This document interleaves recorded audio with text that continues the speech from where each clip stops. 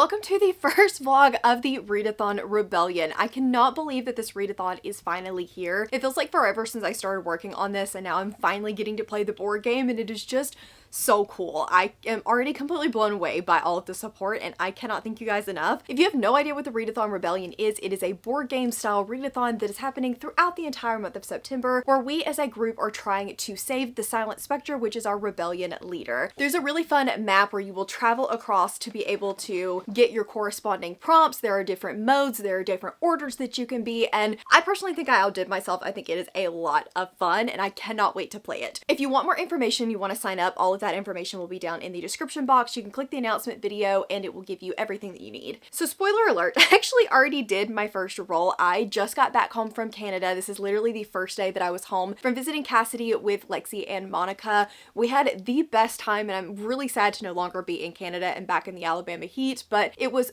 a ton of fun while we were there. Since I was there on the 1st of September, I did kick off my roll at Cassidy's house. So let me flip back to then so that you can see what I got. 4?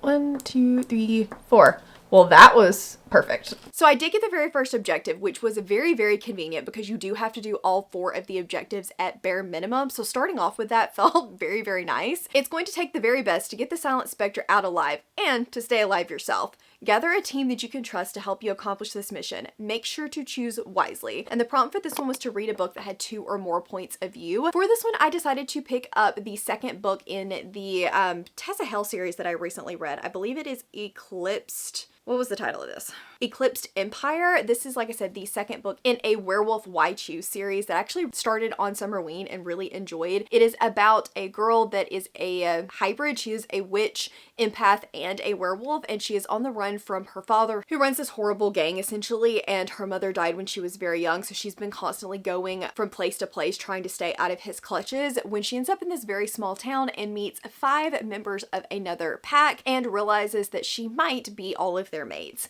So it is a fun, silly, goofy kind of time, and I think that it really surprised me. Honestly, I did not expect to enjoy it as much as I did, but I just kind of went with the flow and I really enjoyed it. I wanted a little bit more depth, so I was hoping that book 2 would give me that, and I did start this while on my plane home and accidentally finished it.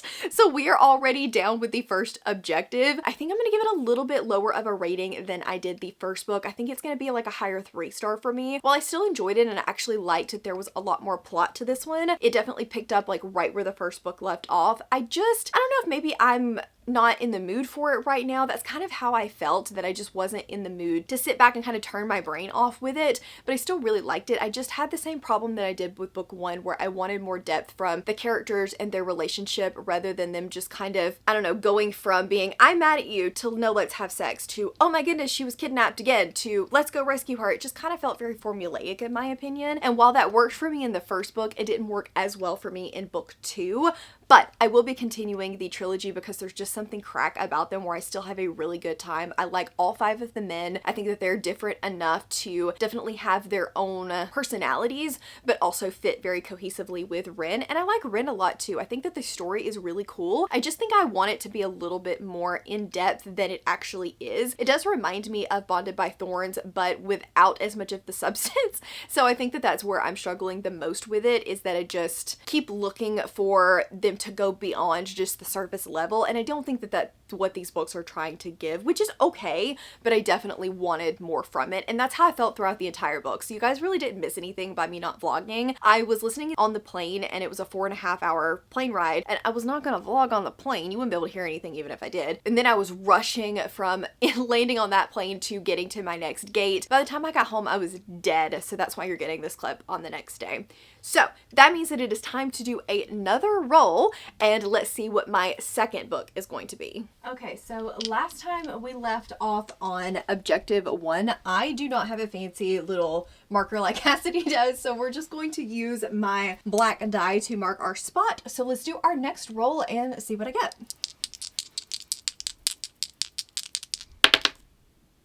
A 6. 1, 2, 3, 4, 5, 6. An info gathering prompt. You can't decide on the best route into the prison. The hands just want to charge ahead and pick a path, but the eyes and the hearts are understandably concerned. Use a coin toss to pick your next read. Role number 2 has been completed, and it was info gathering, and my prompt was to flip a coin. I have no idea what 2 books I want to read to flip a coin between them. Like, what do you mean I have to make decisions? So let me go find some books. I'm thinking that I want to do something a little bit different than romantasy. I think I want to just kind of spice it up a little bit. Do I want to go with a horror or a romance though? I haven't really decided. Maybe I'll just pick one of each and that will make my decision for me. I think I'm going to do that. I think I'm going to go with the newest Darcy Coates, which is How Bad Things Can Get. This just came out at the very end of August, and I've heard really good things about it so far. We do have like an isolated setting, lush jungle, and island settings don't always work for me. But since this is more of like a jungle setting with a possible like paranormal aspect to it, I think I could like it, and Darcy just really doesn't steer me wrong. So I think that this is going to be like a good reset for me. The other option that I'm thinking is Indigo Ridge by Daphne Perry. I read Shield of Sparrows when it came out and was obsessed with it. I loved her writing style and the world. The monsters just really did it for me. So I think that I want to try her romantic suspense series. Do I know a whole lot about it? No. But Lexi read it and enjoyed it. They are getting new covers and I do want to try them so that I could potentially love it and get the new covers. So I think that this is what we're gonna flip between. So which one should be heads and which one should be tails? I'm thinking that Darcy should be heads and Indigo Ridge should be tails. So I've got my coin flipper. I don't have a coin. I don't know where one is. So we're just going to use a simulator. Good enough. Flip it. Heads. That was Darcy, right? So we're going to be going with How Bad Things Can Get by Darcy Coates. This is perfect because it is my Patreon buddy read for the month of September as well. It was on my TBR and look at me go reading things that were on my TBR. So I'm excited to pick that up. I need to figure out how to get it though. Oh, I didn't think this part through. I'm on a book buying ban and I don't know if I have access to the book. We'll find it somehow, and if not, we'll go with plan B. So I have made it around 25% into How Bad Things Can Get. I was able to find it. Lexi came through because she reminded me that it was on Hoopla. So I was able to pick up the audiobook and I can read it on my phone through Hoopla. So it worked out pretty well. This is one of her not ghost story horrors where we are following a group of people that go to this deserted island. It's now like a luxury island and they're going to be playing games and can get different prizes, usually cash prizes. And there's like this really famous guy that essentially is known for this that has set the whole thing up. So we're following this group that goes. And one of the girls, Ruth, is our primary character. She has a secret from her past, something that happened to her that she doesn't want anyone to know about. I need to read the synopsis to see if that's actually in the synopsis because if it is, I can be a little bit less vague. But anyway, she is hiding this secret. And as we go, stranger things start to happen and there are people that are going missing. And we learn that this island has a deadly past because a cultish group was set up shop there in like the 70s and they all essentially died. So we're trying to figure out like what is happening to these people, and then there's this history of the island. So far I'm really enjoying it. I think that I prefer her ghost stories just a little bit more, and mostly because I've told you guys already that I'm not a huge go to a deserted island kind of person. I find that a lot of times in these stories we get to know different characters and we spend a lot of time setting up the story and getting to know everyone. Fortunately, I don't feel like Darcy has really done that in this one. There was a brief moment where we did, but she's moving pretty quickly through the initial introductions, getting to like the plot and the creepier stuff. Even about 25% I was already starting to see it. The first page I was like, oh, so intrigued. And I just love her writing style. I think she might have been watching a little bit of like Squid Games or Alice in Borderland before writing this. That or I've just been spending too much time with Lexi because there's like this game element to it that is a little more dangerous than it seems like it was intended, and I'm liking that stuff a lot. It does feel like things that I've read before. It doesn't feel like a new concept, but I do like the spins that she's putting on it, and so far I'm having a great time. I am going to go and cook dinner now. While we were in Canada, I was able to try a lot of different things. That was my goal while I was there, was to experience Cassidy cooking, and she introduced me to a lot of vegetables, some green things that I had never had before, and I'm happy to report that I enjoyed a lot of the veggies. So who am I? I don't know. I ate onions on my burgers last night. But tonight's dinner is a HelloFresh meal. It's a Dijon pork chop with mashed potatoes, which we all love a good potato, and Brussels sprouts. I've never had Brussels sprouts and I'm kind of nervous. Like, I'm not gonna lie. Am I gonna like these? I don't know. Am I gonna be pleasantly surprised? I hope so. Do I know how to cook these? No. Hopefully HelloFresh will teach me. So let's go cook some dinner. I will let you know about the Brussels sprouts, and I'm going to listen to a little bit more of how bad things can get while I'm cooking. So hopefully I'll have a little bit more of an update once I'm done. I'm going to read what happened then. I'm not excited, and I'm only reading this because there's somebody living in their walls.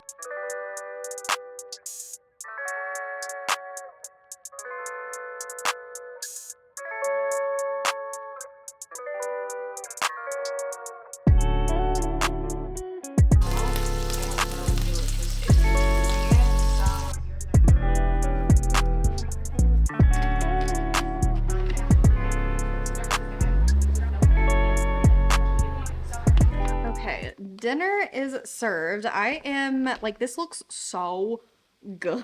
I am so excited. I hope I didn't like incorrectly do some of it, but we did the best that we could. So while I'm on camera, let's try a Brussels sprout. I'm nervous. What if I don't like it? Who cares if I don't like it? I'll just throw it away. Okay. Shockingly, I don't hate it. Well, my camera battery died, and apparently this one's dying too, but quickly, I have gotten halfway into Darcy Coats. I will tell you more about it after dinner once I have had time to charge, but I am very excited to dig into these potatoes. Okay, so I got cut off earlier when I was telling you about my dinner, but it was very, very good. I'm shocked that I liked the Brussels sprouts, but I put garlic on them, and garlic makes everything better. So I also really liked the cranberry sauce. That was really good, so I'm glad that I get to make it again tomorrow because I enjoyed it a lot. But I have changed because tonight is the kickoff sprints for the Readathon Rebellion. I did have to do them a little bit later just because I was traveling and unfortunately couldn't do them on the first. We're having so much fun tonight. We have been yapping for far too long in every sprint, but it's been a really, really good time. I have managed though to get all of the bookmarks packed that are up to date. I am almost sold out of them. I could be sold out by the time you see this, but if I'm not, grab them because I'm not going to be restocking. While I was doing that, I was listening to How Bad Things Can Get, and I'm around 60-ish% of the way through now. I did go back to check and see if one of the things that I wanted to talk about was in the synopsis, and it's not. It just tells you that Ruth has a secret, so that's all I'm going to tell you as well. But I am still enjoying it. I wish it was a little bit creepier than what it is. Like, I feel like the pace is moving well, and I feel like things are constantly happening, but at the same time, I feel like nothing is also happening, and I just wish that the creepiness, like there are moments where I'm like, oh, what is that? What is happening? And I want there to be a little bit more of that. We are very heavily focused on Ruth and her past, but I just want either more of the games or more of the creepiness. Like, give me something. And right now I feel like we're not as focused on that as I want to be. Eaton is weird. I think that we're starting to get a little bit more of his backstory, and he creeps me out less than he did in the beginning, but he definitely creeped me out. And the people that work on the island, super creepy. There is definitely something going on with them because they're just so chipper and smiley all the time, and no one is that chipper and smiley all the time. I should be finishing this tonight, I'm hoping, and if I do, I'm gonna roll again. We also may do my overbooked board. I can't decide whether I'm gonna do that now or at the end of the video, but don't let me forget. I'm gonna go back to sprints, I'm gonna eat some sweet tart ropes, and then maybe listen to a little Sabrina Carpenter, and I'll tell you about that later. I have officially finished my second book of Readathon Rebellion. I'm literally flying through this already. There's something about rolling as you go that just gives me so much motivation, which was literally the point. I did finish How Bad Things Can Get this morning on my way into work, and I wanted to sit on it for a little while because I'm still not 100% sure of my rating. I think I'm gonna give it a high 3-star. I'm undecided because the beginning really took me a while. Like, even though it felt very Darcy and I was loving the Darcy vibes, I do feel like it could have been a little bit shorter, which is not something I usually say about her books. And then we go into a little bit more of, I think Courtney said, slasher vibes, which I agree with. And I think I wanted a little bit more of the creepy moments and a little bit more of the imagery, because even though she has great atmosphere, I was missing a little bit of that horror imagery in this book. There were also a few plot holes that did kind of, like, I was having a hard time letting go of them. Nothing major, but a few characters that I was like, why are you here? And like the overarching thing, I'm like, wait, I don't really love the way this came to be kind of situation, but it's not going to bother a lot of people. It was purely me not being able to let it go, which unsurprising. So I did really enjoy this one, but I think it's going to be a high 3-star, which is still a win. Like, I still really, really enjoyed it. This is a Darcy that I will recommend if you have tried her books before and you weren't a huge fan, but you liked like the vibes, but you didn't like the ghost story. Try this one because it definitely feels different than her usual while still feeling like Darcy, and I think that's what she was setting out to do, and she did really well with that. Now that I am home though, I am feeling a little stuffy. I don't know if you can hear it, but I think I got the plane crud. I left work a little bit early so that I could just kind of come home and lay down for a few minutes. I do have a little bit of a headache, so I'm gonna go take some Advil once we finish up this clip. But on the way home, I have managed to get through quite a few listens of the new Sabrina Carpenter album, so I think I'm ready to finally talk about my feelings on it. She is one of those artists that I absolutely adore, but it's not uncommon for me to take a few listens to really appreciate a lot of her songs. Like Manchild, when I first listened to it, I was like, this isn't what I wanted, but then after like 3 or 4 listens, I was like, okay, this is a bop, and now I'm like singing along and nodding my head every time it comes on. So I was anticipating that this album would be very similar, and honestly, it was. Right off the bat, When Did You Get Hot, one of my favorites. The Taste music video was just everything that I wanted. I think it was hilarious and so well done and just so like Sabrina. Those are probably my 2 favorites, along with Never Getting Laid. That one, there are quite a few people that I can think of that I would like to send that song to. But there are definitely some that I'm just not loving still, and I think I prefer Short and Sweet to this one at the moment. I think that for me, I love a good lyric, but I also like a more upbeat, poppy kind of sound, and that's why When Did You Get Hot and Taste, Manchild, those all work well for me because they're a little bit more upbeat. I can appreciate a slower song, but I think it's going to take me a few more listens. I like a poppier beat. Tate McRae's album, one of my favorites, and that's because it's very poppy. So yeah, that's my thoughts on Sabrina. I am so excited to be seeing her in October. I literally cannot wait. It's going to be so good, and I'm so curious to see like what changes in the set list and what new things she's going to be bringing in. So I'm going to go eat dinner, and then we're going to do another roll so that I can pick my next book, and I think I'm going to be changing to hard mode. Okay, it is time for another roll. I am going to be changing to hard mode for this one so that I get a few more books, get to hit a few more prompts. I'm having fun rolling, so we're going to make this last a little bit longer. 5. 1, 2, 3, 4, 5. A roadblock. Stealth was never your strong suit. Dang it, you've been spotted. What are you going to do? Your first choice is to turn around and find another path. You can also fight your way through, or your heart manages to manipulate them into thinking that you're part of the guard. I'm thinking I'm going to try to manipulate them into thinking that we're part of the guard, and that needs to read a book that someone convinced you to read but you weren't planning to read. Okay, so we did our next roll, and I did indeed change to hard mode because it just felt like I was flying through the board too quickly and I don't want it to end. So we're going to go down to 1 die instead of 2. If you missed the announcement video, there are several modes that you can play on because I really wanted everyone to be able to participate, whether you were a 1 book a week kind of reader or 50 books kind of month kind of reader. So there are 4 different modes. I am neither one of those 2. I tend to read about 3 books a week, but I also do not read 50 books a month. So I started off with easy mode to try to like get the vibe of how I was going to be doing this month. Anyway, we got a book that a friend convinced you to read. Now, my intention with this one, my thought process was like a book that you had no intention of reading that a friend convinced you to read, but we're going to stretch it just a little bit because I am a fan of a good stretch. And we're going to go with This Monster of Mine. Now, this is one that obviously I own, so I did have intentions of reading it. I read the first chapter, was really intrigued. People started reading it, they started screaming about it, and then I heard it comped to a couple of books that I did not like, or at least did not love, and then it had some tropes that I was like, I don't know about that.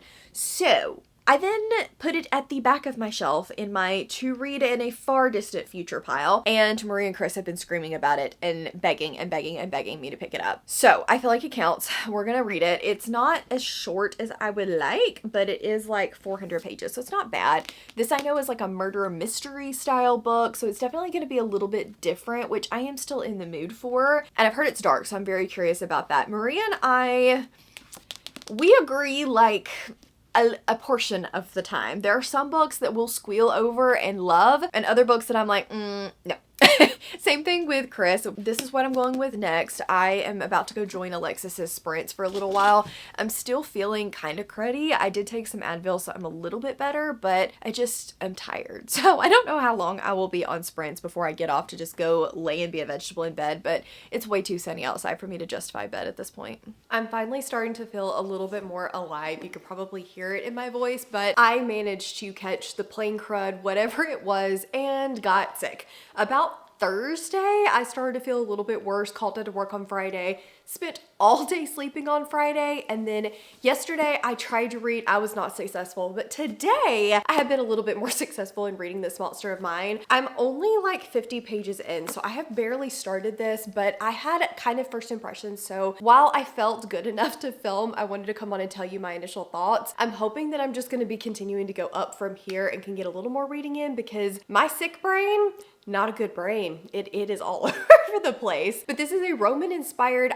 Maria says it's a romantasy. It's marketed as a romantasy, but it was also in the fairly adult fantasy, and I've heard it leans a lot more on the fantasy side than the romance side, so I'm curious to see how that works out. This girl was shoved off of a tower to cover up a crime, but she didn't die. She actually managed to survive, and then we jump forward 4 years later, where she is trying her best to get back to this place in order to figure out who tried to kill her and to get revenge. And in this world, there are people that are able to use runes to do different things. I've heard that they can use things to like stop lightning and to control storms, as well as there are like people that are used in the justice system where they can tell if you're lying, they can probe into your mind, and then they can project things that you are seeing out into the world. So basically it's like you can't hide from the jury because they can pull the exact memory that they want and tell if you're lying. So they're very highly sought after. There's this academy that is hard to get into that will train these people, and then they're given out to help in the justice system. And she knows that if she can get into one of these academies, there's going to be information there about what happened to her and who might have done it, but she doesn't have enough money, and so she's just kind of living in her slums of a life, trying to scrap up anything that she can. But she's also severely disfigured from this accident. Her hands have been ruined, her face is scarred, and she just isn't able to get much because people are repulsed by her, which is terrible. So I've just gotten to the point where she finds out that there is a loophole essentially, and she is able to go to start to train kind of as one of these truth tellers. I don't really know exactly what they're called, but right now it's just a lot of setup. There is a decent amount of repetition. I think this is a debut book if I'm not mistaken, and at the moment I can kind of tell that in the writing. I cannot count how many times she has told us that she's forgotten this thing and that she's determined to figure out who did it. I'm like, girl, I get it. You don't have any memories of what happened to you and you want revenge. We know already. So I am getting a little bit frustrated by the repetitiveness of it all, but I do like the writing style overall. I feel like I don't have a great handle on the magic system or the world at the moment, and I do want more of that. I like our female main character. She, despite this horrible thing that has happened to her, is determined she is not going to let it keep her down. She has got one goal, one mindset, and she is going to go after that, which I really, really like. So this has the potential to be something that I'm going to enjoy, but I'm just curious after all of the setup has been completed if I get enough of the world building that I feel immersed in the story, if that makes sense. This has been comped to,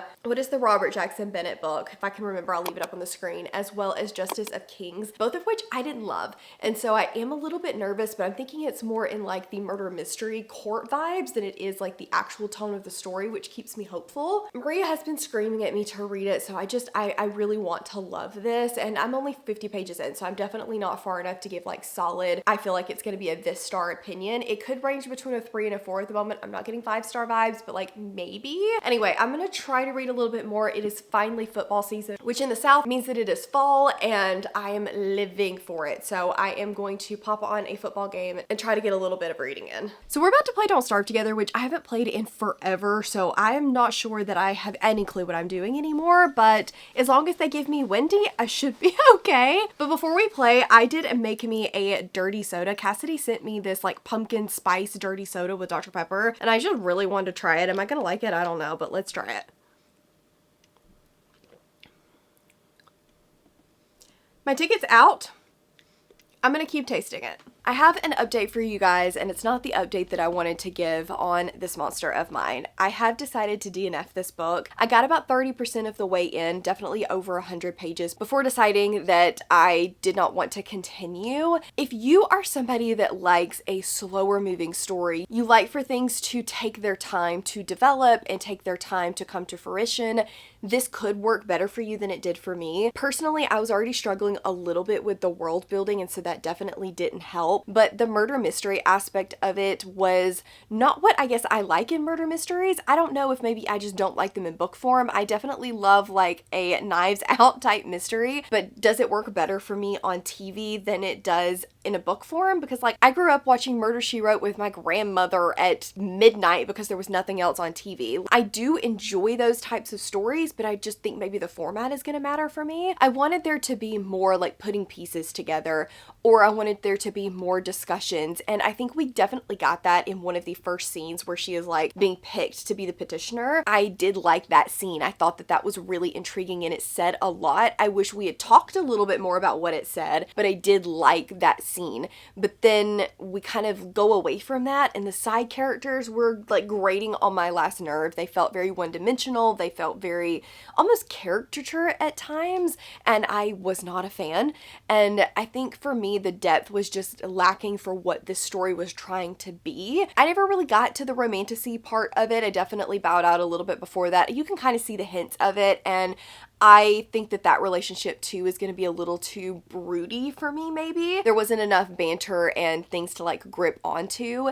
If you're a fan of The Tainted Cup and you loved that book and you want to try something with a little more romance, I would say give this a try. I do see the comps, I see the inspiration, and for me it just was moving far too slowly. Part of me is like, do I DNF? Because I am intrigued in the mystery aspect of it. I want to know like what's happening and where this is all going, but I just don't think that I quite care enough because it feels like it's going to be a 3-star. Nothing wrong with it. I see why people love it, but if it's going to be a 3-star, do I really need to continue? Because every time I needed to pick this book up, I would find something else to do, and that just told me that it was time to put it down. So we're going to do another roll. I do want an audiobook. This did not have an audiobook, and I definitely think that not having the option to listen to it in the car was hurting me a little bit. I am trying to listen to less audios and do read more with my eyeballs. So when I'm at home, I'm trying to read more physically, but I still want the option to be able to listen to it in the car because I do a lot of driving a couple of days a week, and I don't mind listening to music. Like sometimes that's all I want to do,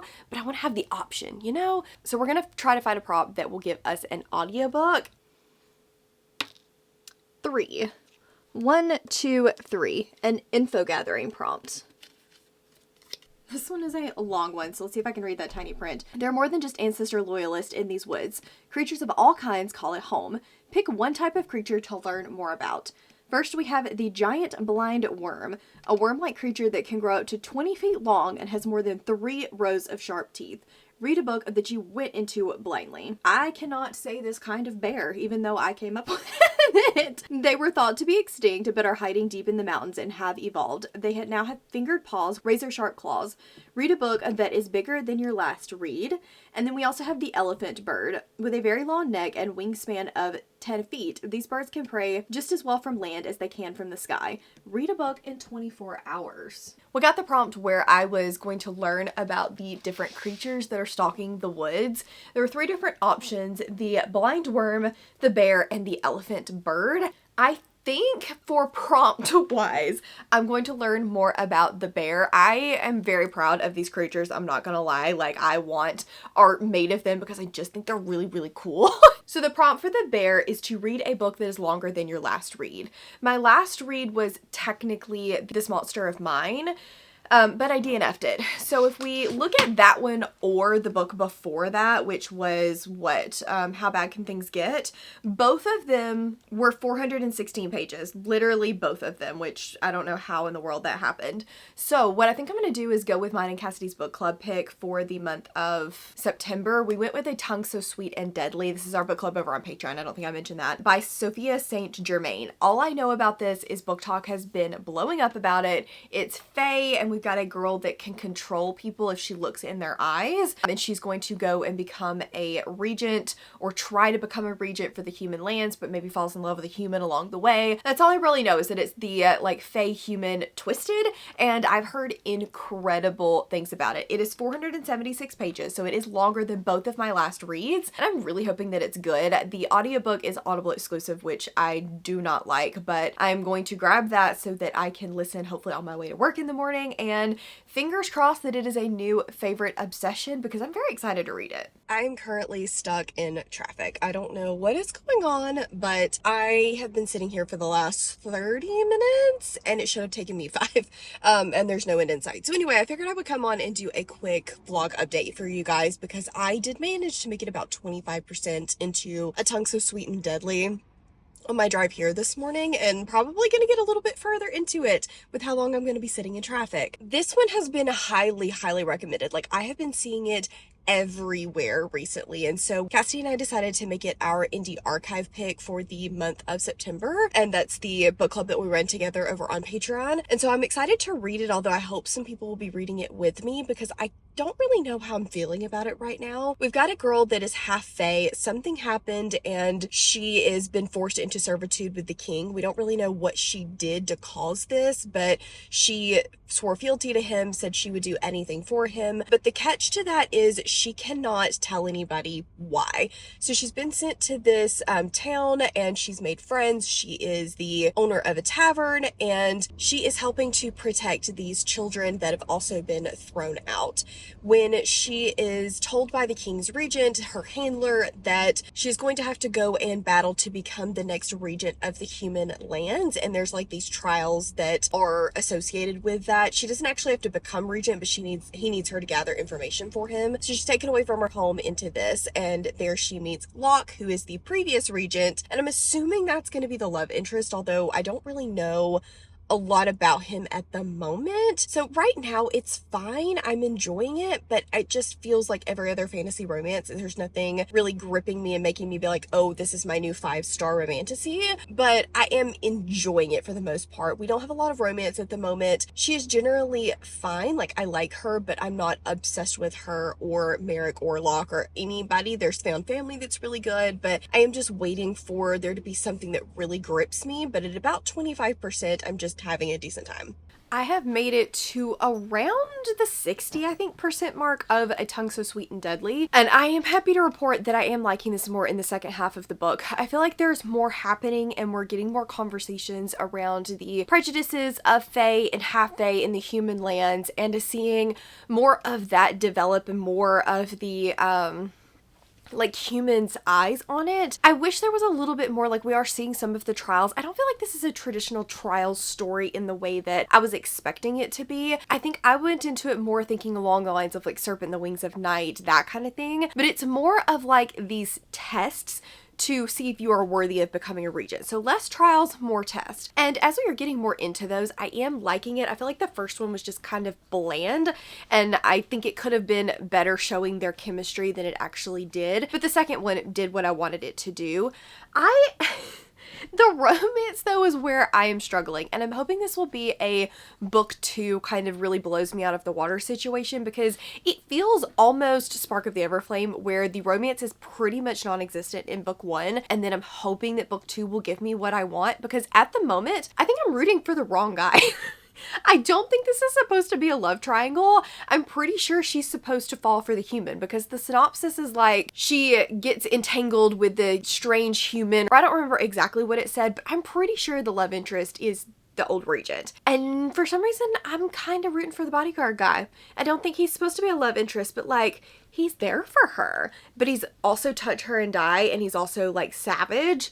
Either way, I do wish we had more moments with our love interest. I feel like he is just kind of there in the background, and the moments that I get of him, I do like, but I'm not getting enough of it for me to be obsessed with him or their chemistry or their relationship. Combine that with the plot being a little bit slower and feeling like pretty much every other fantasy romance, I'm struggling a little bit with it. I don't think it's going to be a 5-star, but it is such an easy read that I'm still happy to be reading it. I just was hoping it would be my next obsession, and at the moment I don't think it's going to be my next obsession, but it is going better than it was in the beginning. So hopefully it'll continue on that trend. I think I have like an hour and a half left of it, and I don't think I'm going to finish it tonight, honestly. I'm just tired. I'm still recovering from being sick, as you can probably hear, and so I want to just kind of be a vegetable for the rest of the evening. So I don't think I'll finish it tonight, but hopefully very, very soon, because we need to do another roll. I think it's going to put me into the second objective prompt, which is terrifying. I did finish A Tongue So Sweet and Deadly on my way home, and I'm still fully like sitting on my thoughts of this because I think that this book is a very like bingeable. It's very easy to read. It did take me a little while to get into it. I would say probably 25-30% the plot started to pick up, and I was like, okay, things are happening, I'm more invested, but I never really felt like I was super invested. I never really was on the edge of my seat. I never minded picking it back up again, but I just wanted to be like, oh my goodness, obsessed, and there was nothing like the romance and all of that just didn't make me go, oh my god, but it was such an easy read that I never minded picking it back up. I think for me, the romance definitely is a place where I struggled. The romance doesn't really kick in until I would say like 80% of the way through the book, really, and when it does, it feels kind of like it came out of left field. We definitely have moments of tension and moments where they're together, but they're so few and far between, their interactions, in my opinion, that it just felt a little bit jarring when they went from like talking to I'm in love with you. It just, I had a hard time sometimes with his motivations. There were a couple of tests and like the main trial at the end and the decision he made, and I'm like, dude, you do not know her well enough for that. But at the same time, I can't see where like the romantic people, the ones that want to go, oh, will love that. I just had a hard time with the motivations because it felt like it happened really quickly. So I did definitely struggle with it a little bit. I'm hoping that it will grow on me as the books continue, because I do want to read book 2. There was something about the book itself, the way it ended, where I'm like, okay, I could pick up book 2. I'm intrigued enough to, but also I wasn't obsessed with it either. The plot was fine. It definitely felt like a setup book and probably could have been a little bit shorter than it was. We have like this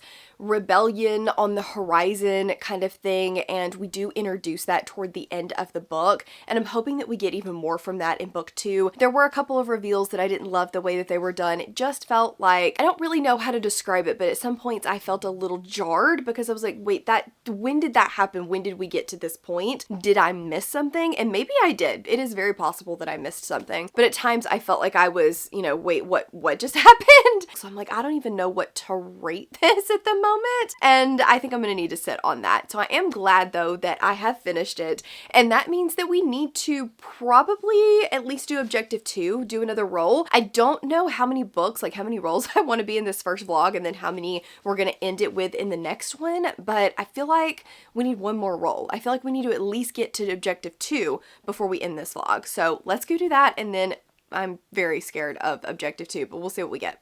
Okay, it's time for our next roll. I'm assuming we will pass objective 2, so we'll definitely need to do that, but then we will at least be seeing what we're going to be starting with for the next vlog. I'm not sure if it'll be in this one, but anyway, let's see what our next roll is. A5. 1, 2, 3, 4, 5. Another info gathering prompt, and we will need to be doing objective number 2. You've camped for the night and everyone is looking to blow off a little steam. It's time to go around the fire and share some embarrassing stories. Read a book you wouldn't want someone next to you to see on the plane. This prompt is one of my favorites. I just think it's funny, but I read a lot of smut, so I feel like pretty much anything could count for this. Okay, I knew it. I knew we were too close to objective 2, so it is now time to complete the second objective. Now that you have a team in place, it's time to make a plan. You know the Silent Spectre is in the hands of the ancestors, but you're not sure where she's currently being held. Send out some of your best hearts to be persuasive and gather information. This is a social media scroll. Read the first book you come across on your TBR on your social media of choice. So we're gonna go on the Super Scary app and we're gonna see if TikTok has any recommendations for us. My name is Klaus. You're the hybrid. You've heard of Wait, me. what is this? Fantastic. It's on my TBR. Do I read it? I think I have to. It was the first one I saw. A Bargain So Bloody by Vilissa Drake. This is like a prison setting vampire story. It was actually going to be on my fall TBR, but I guess we're reading it now instead. It sounds like the perfect spooky season book, and I have been really wanting to read it. Does it have an audiobook? Because that is something that I do want, if at all possible. I don't know that it does, but either way, I think that's what we're reading. Oh, it does! Perfect. Okay. That's perfect. I am a little scared of this one, but I'm really excited to read it. It says she's trapped in a magical prison. To break out, she'll make a deal with the most dangerous prisoner of them all.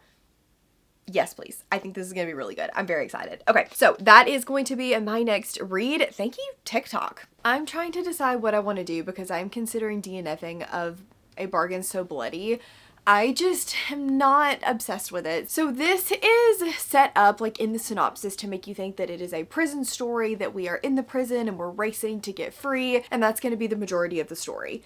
However, that is probably only the first 3 chapters. We start off with her in the prison and you find out that she is not exactly a prisoner, but she did something that made her have to go down there and work, and she can't leave until her term is up. So she's a prisoner, but she's not a prisoner in like she's in a cell getting whipped or anything like that. It's kind of a weird setup in that nature, but she's basically being punished by sent to work there. And so she's like hunting for rats and being demeaned by this guy that's like over the head of it. She's like, if I can just make it a few more years, I can get out of here. And then she learns that that is probably not the case. So she's sent to take care of this prisoner that they want to live because they want to keep torturing them over and over and over again. So they send her to put a healing salve on him to keep him from dying. And she finds out that he is a vampire, and he tries to convince her to let him out of the cell. And she's like, no, I have 3 years left. I am going to get this done. But then when she finds out that that might not be the case, she ends up agreeing to work with him so that they can escape the prison. And that all ends up happening in like the first 3 chapters, and that's the entire synopsis. And then they leave the prison and kind of go off on this other journey. And it just feels very like pasted together. Like we have this one thing that the author wanted to do, and then we have the next thing that the author wanted to do, and then the next thing. And so I just feel like the overarching plot is a little bit muddy to me at the moment. I am about 30% of the way in, so I have made decent progress in it, but I'm just not loving it. I do like him for the most part. I wish they had a little bit more banter, but there is some there, and I think that he is going to be an interesting character. He's a very confident vampire that knows how to get what he wants. But then her, she is pretty meek. She is not a super strong female lead. She definitely is willing to like accept her fate to deal with things, and I feel like that's a very realistic coping mechanism where she's kind of resigned to her fate in order to get done what she needs to get done and keep herself alive. But I just wish that she had a little bit more spunk to her. I feel like I'm kind of bored reading from her perspective and want her to just take a little bit more initiative. She's getting there, but I just don't know that it's going to be enough for me. Combine that with the plot that's moving relatively slowly. The plot's not moving slowly in that they're just kind of standing around talking, but I just feel like we're not making any progress in the overall plot at the moment. There are definitely moments where you can see where this is going to be a romantasy. I am making a prediction that this will be fated mates, although I do not actually know. So I don't know. I haven't wanted to pick it back up. I did another challenge. You guys have probably already seen it, where I tried to read 5 books in 36 hours, and I did not think about it the entire time I was doing that. And then that is over, and I'm like, I just don't really know that I want to pick it back up again. I don't know that I'm interested in picking it back up again. So I think I'm gonna DNF it. I think I'm gonna DNF my social media scroll. I got far enough in that I feel like it is countable. I'm like 150, 200 pages into it so far, but I'm bored. So we're gonna call that one. And I think I'm gonna end the vlog here. That way we can start fresh with our next prompt. I've already done the roll. I haven't picked a book for it yet, but I will let you guys know as soon as I do. So stay tuned for the second Readathon Rebellion vlog, where we will be continuing to hopefully finish the board, rescue the Silent Spectre, and continue on our mission. Thank you guys so very much for watching, for hanging out with me. Let me know how far you are on the board so far if you are participating, and how many of the objective prompts you have managed to do so far. If you just want to let me know that you were here and hanging out, leave me a sword emoji for the Readathon Rebellion. As always, thank you guys so very much for watching, and I will see you in the next one.